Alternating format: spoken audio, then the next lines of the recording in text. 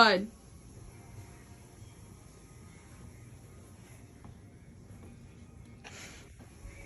Hello, fellow scholars. Tonight, I'll be giving you a speech on student-athlete compensation. So, student-athletes grind every day close to professional level without any income to prove it. Imagine waking up 5 days a week at 5 in the morning every day. That's what being an athlete is. They bring in substantial money for their school and their athletic departments, but get nothing in return. The problem is that student-athletes don't get paid for the work that they do. College athletes and athletes in general put their bodies on the line for the game and the fans. They go on strict diets and training regimens to be able to perform at the top of their ability. They also make serious revenue for the school and their athletic departments. According to Next Gen Personal Finance, college sports make over $18 billion for their athletic departments. So here's a graph of 2019 and how much money the NCAA has brought in. So as you can see, $7 billion goes to institution and government supports, almost $4 billion goes into media rights. Here's donor contributions and endowments. This is how much they've made on just ticket sales alone, and around almost $2 billion comes from the fees that the students pay.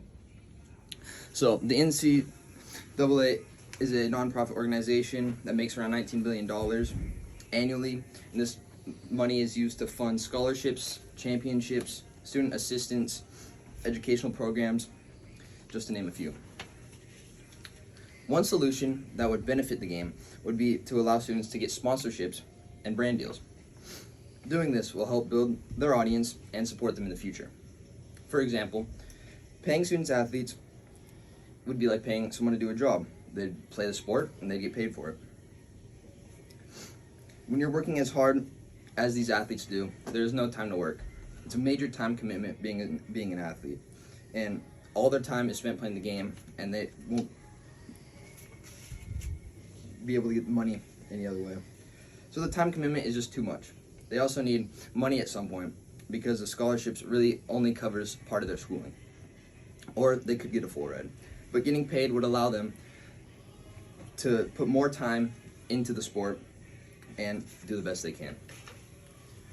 So once all the states mandate it, it will make student athletes work even harder. Even though most college athletes don't make it to the professional level, this will still give them the financial stability, motivation, and skills in the rest of their life. According to the National Conference of State Legislators.org, a growing number of states have passed legislation allowing students to receive compensation.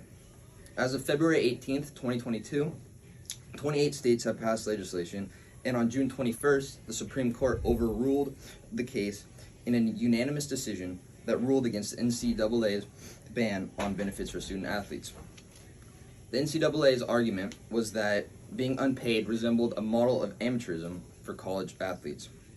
And currently there are around 70 companies sponsoring over 8,000 athletes. And our school, SJSU, has opened an open doors NIL marketplace where over 500 students are on it, and it's where athletes can build their name, monetize, and understand their names and likenesses, with support from brands, fans, and sponsors.